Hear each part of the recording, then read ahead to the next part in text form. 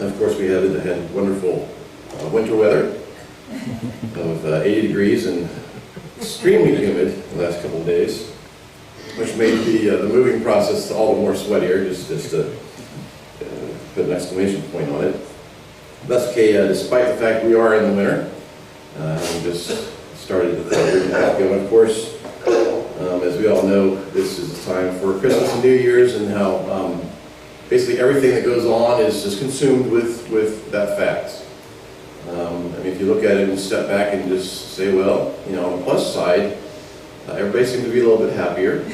I'm not sure if the commute has fewer evil, mean gestures or honkings of horns or whatever it is. Maybe that might not be the case, but most people at least are trying to be a little more Christian, have the spirit of the season, so that sometimes we can get some side benefits from that. I know for those of us who traditionally have not observed the day, or who observed it for part of their life and don't now, it is also a time that's, and especially for the kids, it's a treat you feel a little bit either left out, or it's a little bit more stressful because of that. And everybody says, "So what do you get for Christmas?" And you have to answer those questions. So it can be a stressful time for those observing and those not. And obviously, in our background, we tend not to.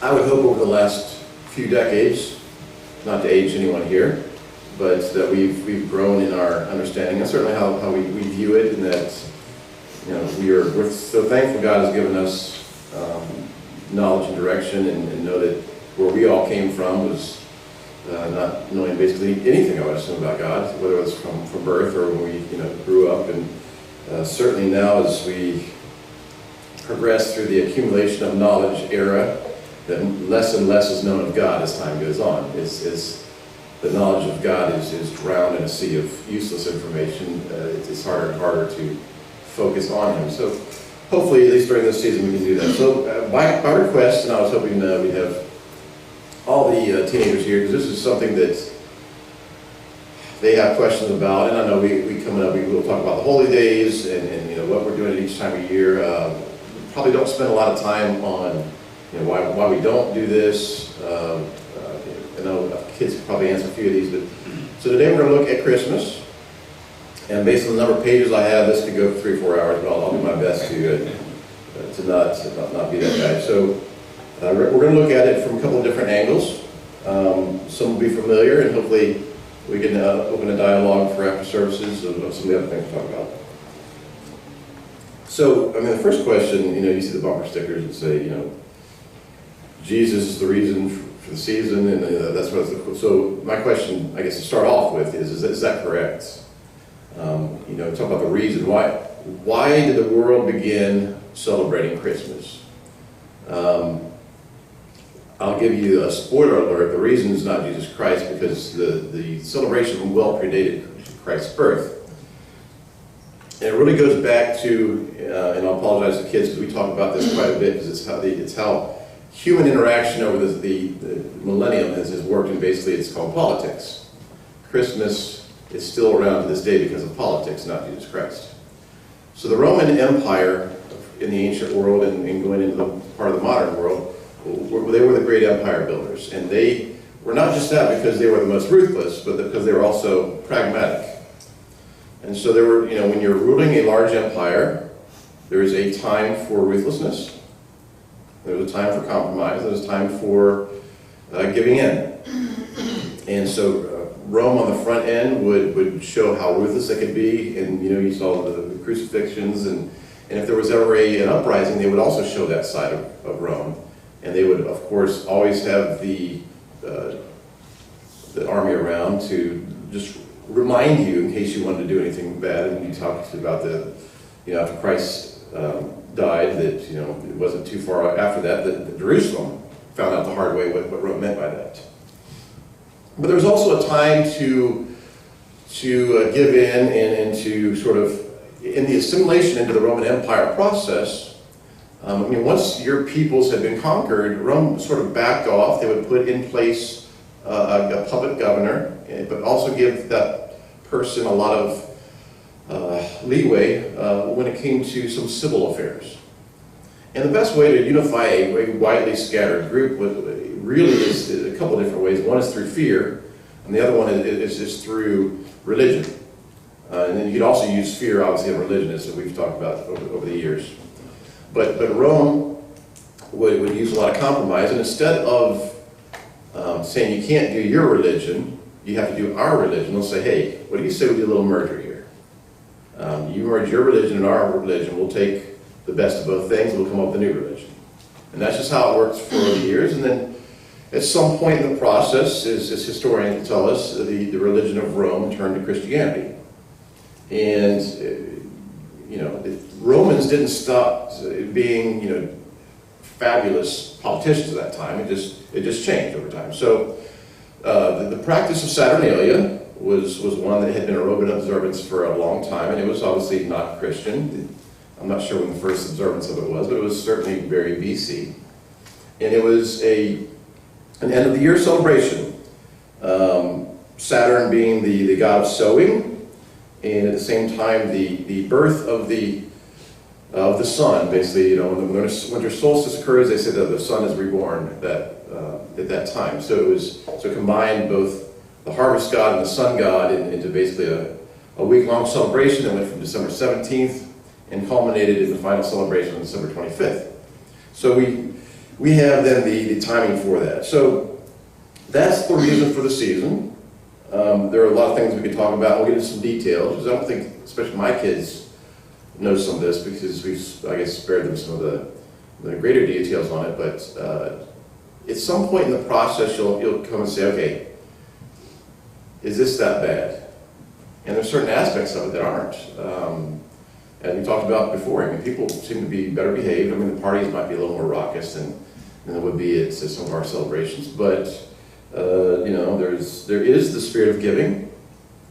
And that's great. And I know some folks that for Christmas, they will go to the food bank or to a shelter, and that'll be part of it. There's a lot of community service. I know that our firm, we did a half-day training. We did a half-day we did gift some care packages for the troops, and we sent over, I don't know how many hundreds of those, and so it took us a few hours, and it was a team building event, but it was also, whenever we give, and that's a good thing that is added. There's also some correct things about Christmas. Let's give them credit for that. Jesus was born. It was a quite significant event, probably top 10 in the history of the world. Obviously, because there are other things in his life that are well beyond the birth and significance. I would say that his death and his resurrection have to be above that, but it's certainly big. Okay, we'll call it top 3 then. So that's true. The basic story of the Nativity pretty well follows Mark and John's. We just got that Matthew and Luke's account. Actually, Mark and John don't even get into it. The only 2 of the 4 Gospels mention the birth of Christ, because obviously they tend to start. Well, John starts back in the beginning, but Mark starts right as he's getting baptized with John the Baptist, if I'm not mistaken. Don't quote me on that one, because I don't have it. That's off the cuff here. So, and the theme of world peace is central to our beliefs that Jesus Christ will return and bring peace to this planet. That's true. And in the whole giving side of things. So, as we are in and amongst all this is going on, it behooves us to not get in a foul attitude about it. If you enjoy lights, it's a good time of the year. If you like less traffic, working this week, it's going to be a good week too. So just try and focus, as Paul would say, on the things that are good and lovely and true, and just know what your beliefs are, and we'll talk about the Grinch and all that stuff. We probably don't want to be that. So let's talk about what is not correct. And again, as we do this is not us saying we're smarter than you and all that. This is a lot of what I am about to talk about. Dave could get to you with a Google, a Wikipedia, and take a little while, but it's out there. There's almost no dispute over what we're going to talk about right now, and it's 100 different websites that talk about different things. And we're going to try and do it in the Wikipedia sense, where we're trying not to be judgmental about it. Just say the facts as they are. So I mentioned the birth of Christ is significant. Two of the four gospel writers did write about it.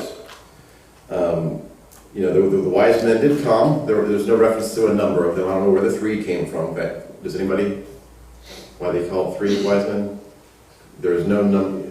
The three types of gifts is how that three came up. Ah, that makes sense. Okay, good. Okay. Problem solved. Okay, so, and we talked about, we'll talk a little bit more about Saturnalia, but December 25th, let's just say that, Saturnalia, whatever, but Christ was born on December 25th, why can't we just go with it and not worry about Saturnalia? Well, and there are some, and there used to be, we could say, no respected scholar believes that Christ was born on December 25th, but as is the case, if you tell yourself a lie enough times and it's your position, you can come up, especially if you're a lawyer or something, you can start believing it yourself. Like, OJ was innocent, that kind of stuff. I think some of those guys believe that. So, I don't doubt the sincerity of even some of the guys that now are trying to come up with a December 25th. But let's say 90% of respected scholars say there's no chance. It's not even. So if you took 365 days, you could rule out 125 of them, whatever, immediately, and December 25th would be in the not possible category. And there's some reasons for that, and we talk about it. In fact, I'll go back to Adam Clark, and he's one of the commentators that's been around forever. His commentary, just read into it. So it was custom among Jews to send out their sheep to the deserts about the Passover, so early spring, and bring them home at the commencement of the first rain. And this is back in Christ's time. There's a reference in a couple of Gospels that when he was born, that the shepherds were out with the sheep at night. Continuing. The first rains began in early to mid-fall. Continuing with this same quote, during the time they were out, the shepherds watched them night and day. As the first rain began early in the month of March, which answers to part of our October and November, begins sometime in October, we find that the sheep were kept out in the open country during the whole summer. And as these shepherds had not yet brought home their flocks, presumptive argument that October had not yet commenced, and that consequently our Lord was not born on the 25th of December. Then Adam Clark goes on to say, based on that fact alone, that there's no chance that he was born on the 25th, we should abandon Christmas. And then he was a Christian commentator, and that was, at the time, probably scandalous. But you might not know that was not the first attempt to quash Christmas celebrations among the Christian community. We talk about the founding of our country, and the first thing is Thanksgiving. We talked about that. What we didn't mention is that same group and the Puritans that came after abolished Christmas worship celebration because of its falsehood and because whatever the origins had become too worldly and raucous, and especially during the Middle Ages, they say it was quite a drunken, extended, celebration. And so the Puritans outlawed it, and it was actually illegal in Massachusetts for like 100 years or something like that. Yeah, so it was part of the law; they couldn't do it. So it's not the first time to come up, frankly. A couple of other arguments against December 25th. I can't remember which count now. We won't get into it. But there was also a census that was called, and let's just say that you don't call a census in the rainy season. And it doesn't make that's you do it sometime where you can travel to and fro easily. I did see one guy that talked about so not the 25th. When could it have been? And I think we've traditionally, just by looking at the birth of John and the 6-month difference in age between the two of them, come up with a sometime in the fall calculation. And one guy got into it that the key fact in trying to figure out when Christ was born was the inn and the manger. And so Christ was born in Bethlehem, right? We all know the story. That's part of the whole story. So why was the inn full? We're talking about Bethlehem. It's not exactly downtown Jerusalem. It probably wasn't the Ritz-Carlton. Why couldn't they find any place? Why couldn't they get a room? Well, what time of the year is Bethlehem? going to be filled up? At what time of the year is Jerusalem really rocking? Well, during the biblical times, Jerusalem's cranking 3 times a year. In the spring, the summer, and the fall, coinciding with the 3 times a year they meet. So in the fall, that time would have been the Feast of Tabernacles. And I would guess they were probably lucky if it was feast time to find an inn at all. So I don't know, but this one author said that in their fellowship they celebrate Christ's birth on the first day of the Feast of Tabernacles. And so the interesting twist of that would be that when would he be circumcised? On the last day, on the 8th day. Interesting. So I had that was speculation. There's no way to prove that. If God had wanted us to know when Christ was born, he would have told us. Plain and simple. It's like we talked about, he's not subtle about those things. When he wants you to observe something, he just says, booyah, right there in your face. It's like, and we'll go through some passages here, and it's not just that. It's, don't do that way, you're going to get stoned. So it's, probably not, we should not lose sleep over not knowing when Christ was born. Let's just face it, we're going to agree that it wasn't December 25th, as most scholars do. We talked a little bit about Saturnalia. And Saturnalia, if you want to Google that, and that might be the best forum, it's all over the place. There's lots of stuff on it. I'll give you some of the highlights of what I found that I thought was interesting. So, for whatever reason, I'd never understood why the caroling was big, other than, I like music, people like music. So the caroling during Saturnalia was done naked. It was naked singing. And and there was a point, and it was like the 4th century AD, that the naked singing part was used to sort of torment some of the population. So it sort of got worse at that point. And then we talk about the Christmas trees and the wreaths; those are all part of it. But we talk about Rome just assimilating things. They weren't all assimilated at the same time. It wasn't like you had all the symbols on day one. So when Christmas was beginning to be observed in, let's call it, 2 to 3 centuries after Christ died, at that point I don't think there were Christmas trees. I think they had the basic other things. But what I read was that the idea of the Christmas and the evergreen tree came up from, the idea of the tree came up through Egypt to Rome, and then when it got to Germany, that's when it sort of turned into an evergreen tradition. So when the Germans were pacified, let's say, that was sort of the Yule side of things and the trees that they came in at that time. We weren't there at the time, but I think that most of them agree on the timing of that.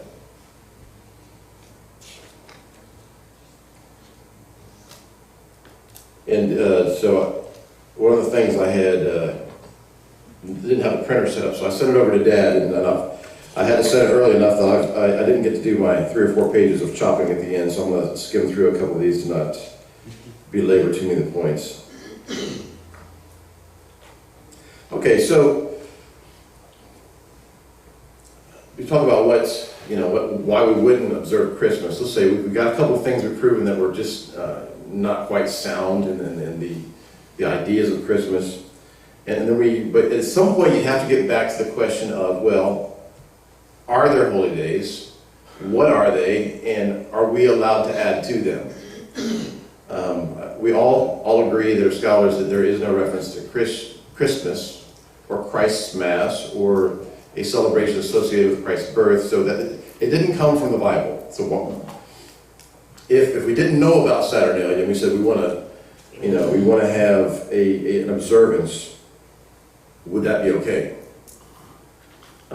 So let's think about what happened in biblical times. There were observances that were, done by Israel, that were just observances, holidays, call it the 4th of July type things, right? Hanukkah, which is we call it the Festival of Lights, but it started off as the Feast of Dedication for the temple. Christ observed it. It wasn't a holy day at the time, but there's reference in, I'll have to get my notes back out, John 10, that he was in Jerusalem for the Feast of Dedication, which is Hanukkah, and he was at the temple. So yes, we can observe 4th of July, Thanksgiving. that sort of thing. That's okay. But the question is, are we allowed to take one of those days that we just created and raise it to the elevation of a holy day? And that's where I think we differ from everyone else. I think the argument is, yes, we are flesh, we're evil. When the Holy Spirit comes through us, we then turn holy, and therefore we can transfer our holiness to days and things. And we have, so what we bind on earth can be bound in heaven. That's the argument. Obviously, there are a whole bunch of holes in that. If you want to read, some of Paul's writings, you can come up with a different definition of what we are at this point. But that's the reasoning. There's no example of God in the Bible endorsing one of Israel's secular holidays and flipping it to holy. That just didn't happen. And any attempts were met harshly, which leads me to suspect that a God who never changes probably is not of the opinion that we can do it now. So again, there's no example of it. You can't prove it's wrong, but I would not want to be on that side of the equation. So I will not, another press release, I won't be making a separate holiday today. I've got some ideas that could be interesting. If we could have something about basketball, or and then do a petition and see what he says. But until that time, we're going to just say no.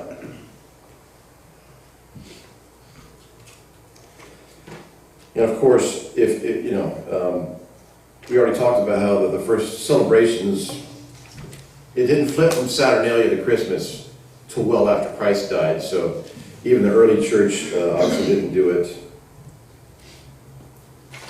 One interesting point a commentator made was that even the idea of celebrating his birth didn't make any sense. That's not something that was done at that time among the people of the book, the people that worship God. The birthday celebrations, the celebration of either your birth or each year's birthday just didn't happen. That any celebration of a life actually occurred at death. The memorial was more like what would be that kind of celebration. So you'll see no mention to birthday parties among the Jews, but you'll see, obviously, they did big, huge parties for weddings, and then they did an extended mourning, but it was a big get-together for funerals as well. So in some respects, it even that makes sense to even talk about his birthday, because it was not something that a Jewish person of that era would even talk about. We won't dig into some of the non-Christian sources for the symbols, but those are at least yellow flags that you should throw up when you're looking at something. When you say, okay, is this from God? And you look for badges of God's truth there, and you might look for, passages from His Word. You might look for symbols that God tends to use to have a stone, maybe a dove, or a goat or something. That's the kind of symbols that God used. You don't see, Yule logs, wreaths, the Christmas tree, and we'll get into that. There's arguments on either side whether there's a passage in Jeremiah that expressly forbids Christmas trees. In one respect, I don't think it matters. We'll get to that in a minute. But, obviously the Santa Claus, that's the first question that kids, they like Santa Claus. And Santa Claus gets his fat behind down the chimney somehow and gives them the presents. But they say, okay, but wait, we just went to church and we talked about Jesus and the manger, and what's this? What's the connection here? And most people are like, shut up, kid, these gifts. And there is no connection. Santa Claus is the father winner, and Saint Nick, some think that was Nicholas, and Nicolaitanism, I don't know. And that Santa, one guy said that Santa was another name for Nimrod. I saw that as well. And so there are tons of different reasons, and of course there was a Nicholas, I don't know if it was 5th century maybe, that was sainted in the 19th century that they called Saint Nick, to make Santa Claus also Saint Nick. So, but that was relatively recent in historical terms trend. So those symbols, the wreaths, what's the harm? The Bible doesn't say I can't have a wreath. It's pretty. I like it. Put it on the door. It depends on the purpose or the use. I've got trees in my yard. Is there something wrong with a tree? No, of course, trees are fine. There is forbidden to have heathen symbols incorporated into God's holy days. That's mentioned a number of times, and we'll go ahead and go to Jeremiah 10:1. I'll read it quickly because we got a few. Yeah, I'm already. So Jeremiah 10:1. Hear ye the word. This is King James. I'll be in modern King James most of the time. Hear ye the word which the Lord speaketh unto you, O house of Israel. Thus saith the Lord, learn not the way of the heathen, and be not dismayed at signs of heaven, for the heathen are dismayed at them.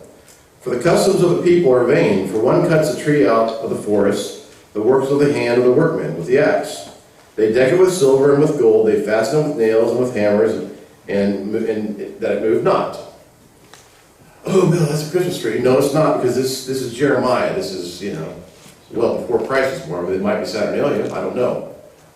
It might be the totem poles that were used, but it's definitely the use of a tree by heathens, not Israelite nations, basically what that means.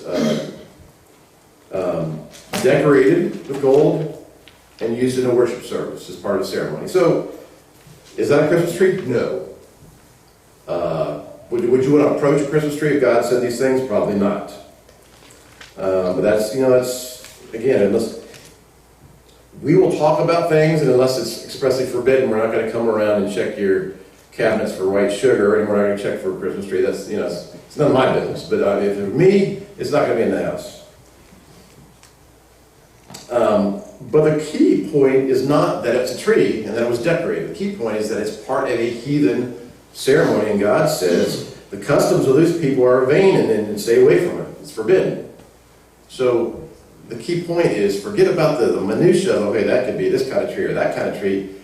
It's that God says, don't pervert my holy days and start bringing stuff in. So I don't know when God and Rome departed ways at that point, whether it was earlier than that, but when the compromise got too much and too much was piled onto the Bible that was not biblical, at some point it tips. And I'm not qualified to answer when that point was. But what I'm saying is we don't want to be on the tipping side of things when we're adding non-godly things to God's days or His Word. Another thing about Bible that's bugged me, but not just bugged me, but it's bugged a lot of people. It's that whole lying about Santa thing. I don't know how many different kids you talked to. I mean, and some of them were, 16 years old and still furious about it when they found out that Santa was... And they weren't furious about Santa being made up. They were furious that their parents lied to them initially. And when they started suspecting, their other friends started saying, I don't think Santa's real, they lied to them again.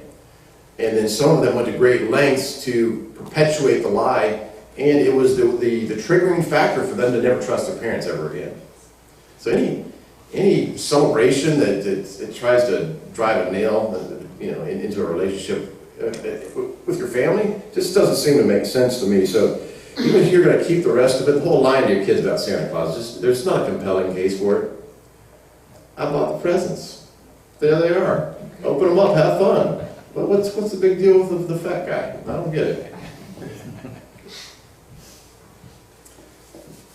I could grow the beard out here saying I saw some of those looks. So then, the question is, so we get to the point we've had the evidence on the plus and minus side. There were some good things, there were some bad things. Can Christmas be a Christian observance? I think because some of those bad things were like forbidden, as in, can't do under any circumstances, or I'm really upset about it, probably I think the evidence weighs pretty heavily in favor of Christmas can't be a Christian observance. And then you say, well, okay, if you killed Christmas for that reason, what about Easter? Well, we talk about that in a few months.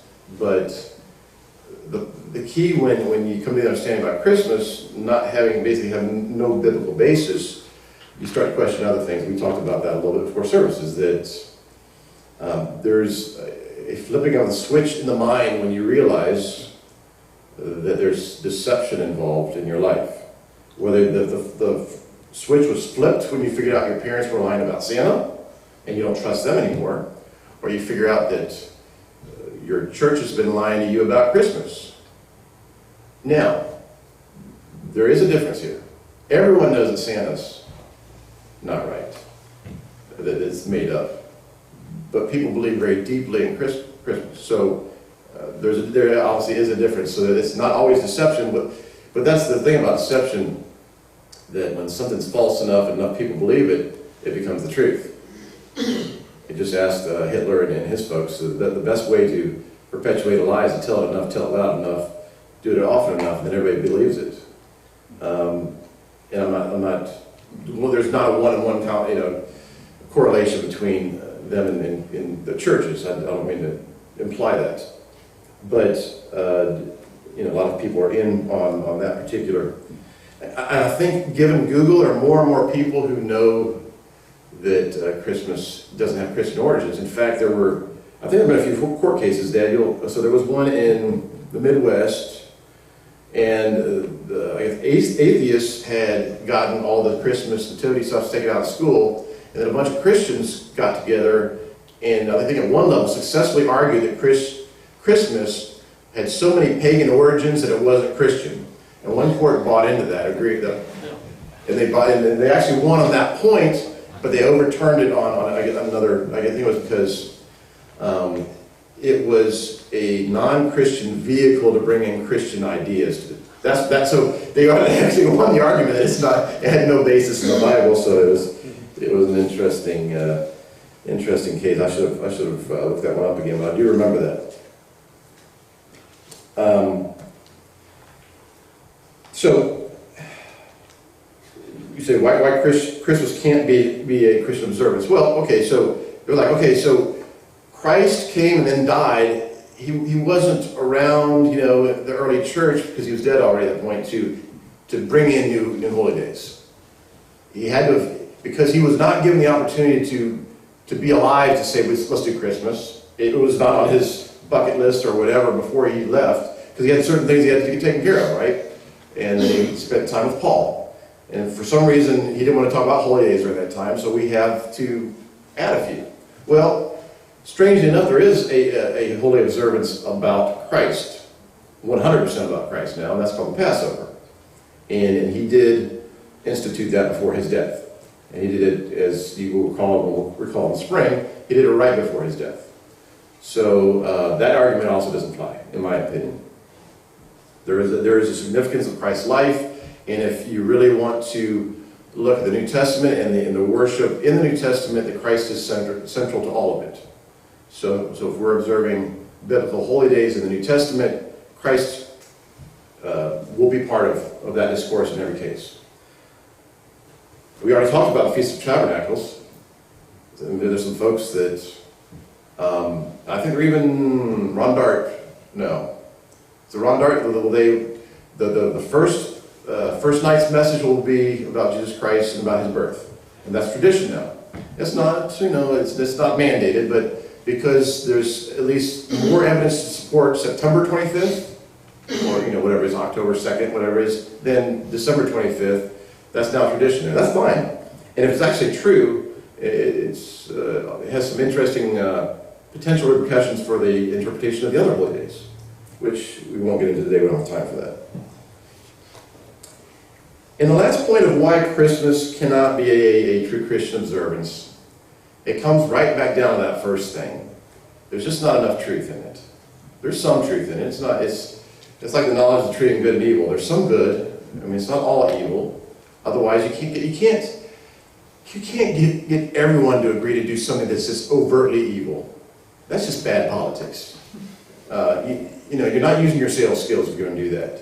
It's got to be good enough to sell it to everybody. So, that's why the Church of Satan is not thriving. Because you call it that, the Church of Lucifer up in Tomball, did you see that in the news? They got vandalized so many times, like they had to shut down. It was like, you can't do that. It's like, you don't see a lot of postings for pastors for the Church of Satan. It doesn't work. That's not how Satan works. It's just not clever enough. If Satan were Forrest Gump, that's how he'd do things. But he's not. So God says that he's the Spirit, in John 4:24, and I need to be worshipped in spirit and truth.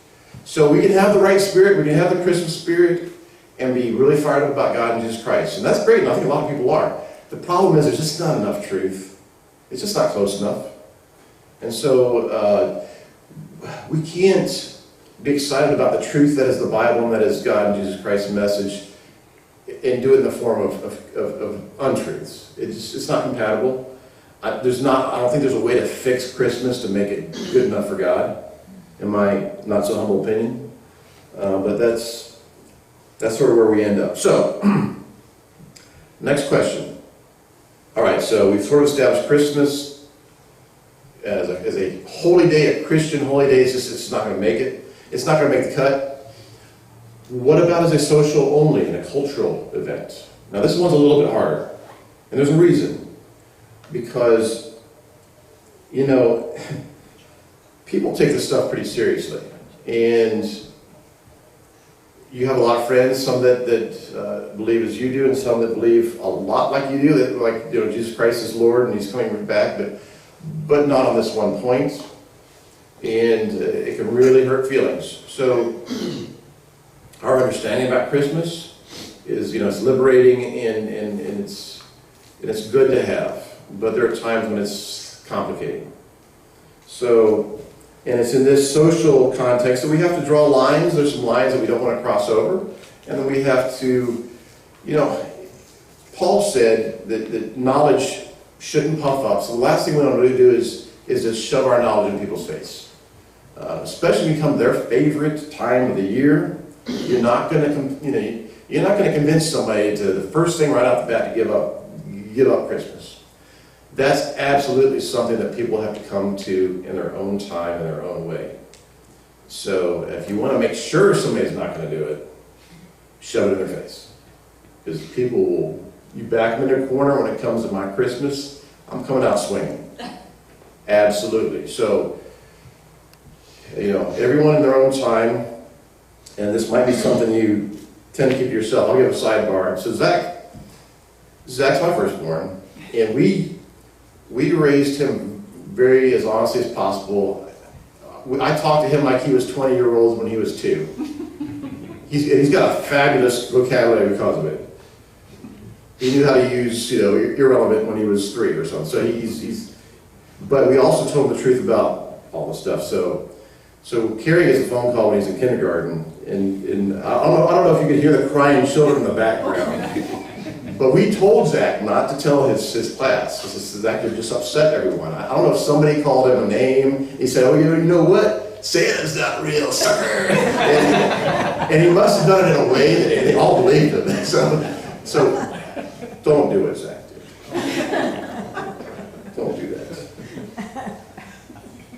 So back to Christmas as just a regular observance. And again, I said it's. You know, there were, in ancient Israel, there were tons of non-biblical, non-religious observances. We talked about Hanukkah, and that's not required. But, you know, the Jews had, you know, it's like every week there was some sort of celebration going on, whether it was the harvest or whatever it was. So obviously those are okay to a certain level. That doesn't mean Christmas necessarily is, because we already talked about some of the falsities. And you look at, and let's talk about the Jewish faith. In Christ's time, the Jewish faith had run amok. He came to the temple, and the only people that he was really rough on were the scribes and Pharisees, the religious rulers of that time, who were also politicians. We talk about Rome. Rome would not give the Jews any real political power. All the politicians were at the temple or at the synagogues. And the trouble he had with these guys was that they took something good and they started adding to it. And they started piling on. It was called the traditions of the elders. And they got more and more. It was their way of exercising political power. So, and you say, you know, honor God, keep the Sabbath holy. That's a great thing. But when you start going and you know, ghosting somebody and seeing if he crossed 100 steps, that's how you control people with fear and it's abuse of power. So the only time that Christ got really upset was when they defiled the temple and he threw the money changers out, or when they attempted to supplant the truth of God with their traditions. So, unfortunately, when we get into traditional observances and they start to get crossways with God's truth, you have to be careful. So, if your secular tradition is full of anti-Christian, anti-God things, it probably actually doesn't even make it to the cut of being a good secular observance, in my opinion. And also in the example of what Christ did. That being said, everyone's in a different place. There are those that whatever is not of faith is sin. If you are, if I even look at a Christmas tree, I'm going to, be in trouble. So I'm sorry we didn't cover them up. It's for the other group, and that's fine for them. So, at the end of the day, and you don't hear this from the pulpit much, just do what you think's right and where you are now, and we're not going to legislate it. Obviously, it's very enticing. That's when we talked about Israel, when they went to a new place, God's first thing is like, okay, now we're going in. I know I've said this 100 times before. We're going to go in, we're going to burn all their temples. We're going to destroy all their idols. Do not ask them what they do, because I don't want to know, and you should not want to know either. Now, we have this straight. And of course, half the time they didn't. And that's where they got in trouble, because God says, I don't want any of their nonsense in with my worship. If they want to, put up a golden calf, if they want to worship the sun, if they want to do that, that's for them. And that's why I'm destroying the nation, by the way. So, there's not a lot of compromise on those particular points. When it comes to things that are holy to God, there's actually no compromise. There's no assimilation of other things into God's observance. He created all things, and I think it's okay that he draws a line there. He said he's a jealous God, and he doesn't want Baal worship stuff to jump in there, especially not, burn the kids. That's probably good for you guys.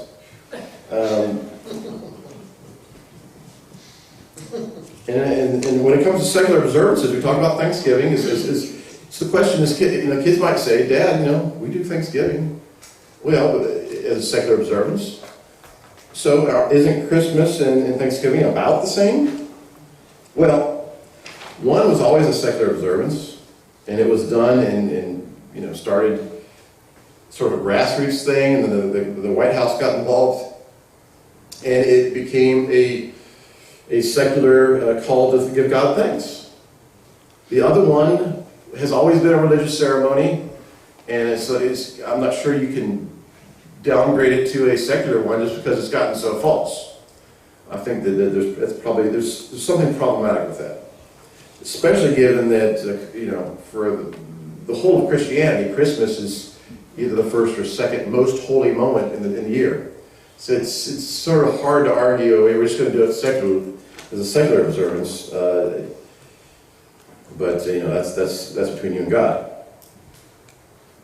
We already talked about it. If we could discover when Christ was born, could we just then have a secular observance of when his birth is? I don't think we're ever going to know for sure. The Bible was unclear on the point.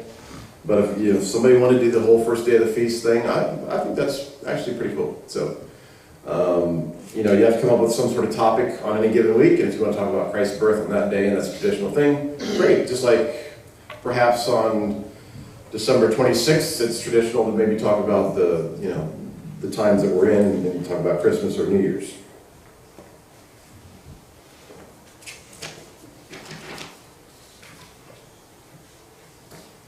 Okay, let's talk about, in a more general sense, and I'm probably going to table half of this till my next message, but I think it's going to be an important point, and we'll just sort of introduce it now. So, we spent quite a bit of time on Christmas as an example of something that's not how a holy day comes about, and not how God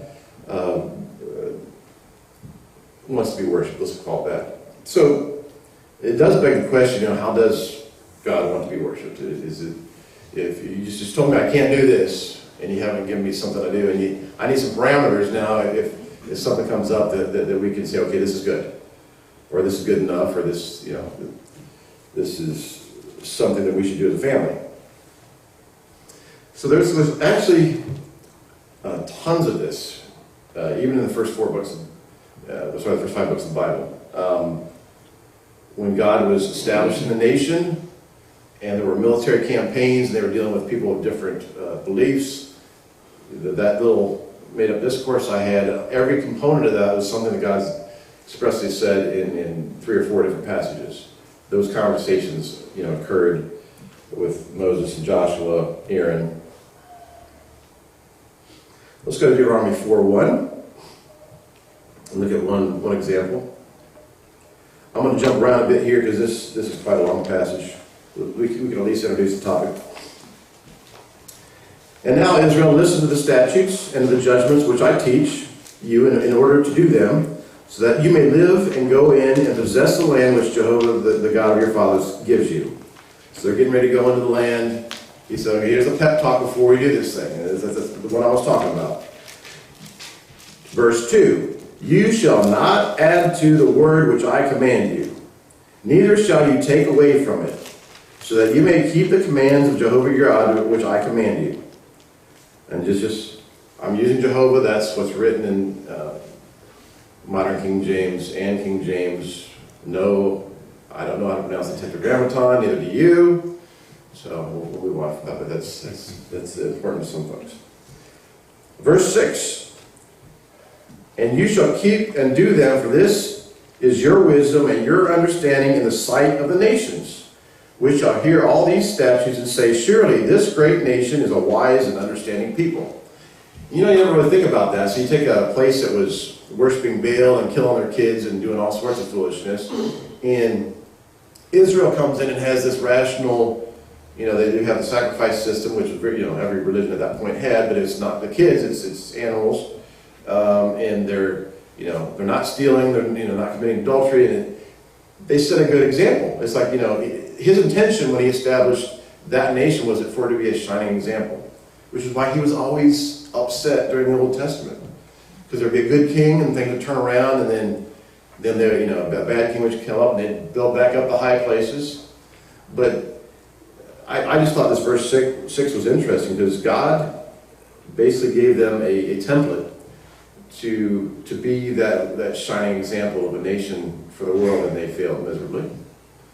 Just like, and then in their defense, so has every nation since, including this nation, which again for a while had wise and basically Christian leadership, and now is a cesspool, and then each ensuing generation gets less and less recognizable. Verse 12. And Jehovah spoke to you out of the midst of the fire. You heard the voice of the words, but saw no likeness, only a voice. And he declared to you his covenant, which he commanded you to perform, 10 commandments, and wrote them on 2 tablets of stone. And Jehovah commanded me at that time to teach you statutes and judgments, so that you might do them in the land where you go over to possess it. This was God's assimilation plan versus the Romans. Quite different. Verse 15, therefore take good heed to yourselves, for you saw no kind of likeness on the day Jehovah spoke to you in Orem out of the midst of the fire, lest you act corruptly and make for yourself a graven image, the likeness of any figure, the likeness of male or female. So, all the pagan religions wanted to make idols. That was just the main thing. They wouldn't do them out of gold. They wouldn't do their trees and all that stuff. And God said, I hate that stuff so much. I made sure that none of you has any clue what I look like, so that any attempt to make a statue that looks like me is going to be complete foolishness. Not only did I expressly say you can't do it, I didn't give you a blueprint to do it. So just don't. Verse 19, but lest you lift up your eyes to the heavens, and when you see the sun and the moon and the stars, all the host of heavens, lest you should be driven to worship them and serve them, which Jehovah your God has allotted to all nations under the heavens. It's like, why would you worship the sun? It rises on them, it rises on them. It's not like you got a monopoly on the thing. Come and get for crying out loud. And it goes, I put it there. Why would you worship it? So, for whatever reason, he especially hates sun worship. And it's the one thing that keeps propping up in the assimilation process that Rome did. And it's probably a particularly painful thorn in his side, frankly. Sun worship here in verse 19 is expressly forbidden. Saturnalia, sun worship was central to it. Again, it was the birth of the sun, S-U-N, that was transformed in the birth of the S-O-N of God. A clever change, and the fact that it wasn't in English, I wonder if the alliteration or whatever, that still worked, probably, but I don't know. But it certainly works in English. Let's go down to one more in this passage, Deuteronomy 4:23. Take heed to yourself lest you forget the covenant of Jehovah your God, which he made with you, and make you a graven image. That's like the fourth time he said that in this passage. I think he's being pretty clear on it. A likeness of anything which Jehovah your God has forbidden you. For Jehovah your God is a consuming fire, a jealous God. So they had a marriage relationship, a covenant. There were terms to it, and he, as most husbands were, breaking those vows tend to be a sticking point. And that's the way God felt when Israel was, and he even said, whoring with other gods. Verse 25, when you fathers, sons, and sons of sons, and when you have remained long in the land and have dealt corruptly by making a graven image, the likeness of anything, and shall do evil in the sight of Jehovah your God to provoke him to anger. So he's like, the whole thing of symbols and idols, it's a very touchy subject with him. So if anything in our worship that we want to be expressly conservative about, it's the use of symbols and certainly anything that might look like an idol. And when we get that, and we probably go overboard in our decor because of it. You won't see traditionally a lot of pictures of Christ about, which, that might be because the Renaissance did such a terrible job of approximating what he probably looked like. So basically the point is, as we'll pause and then I'll pick this up maybe next week. I guess we'll figure out that the schedule is still at we'll pick up and do part 2 of this. That, it's an interesting time of year.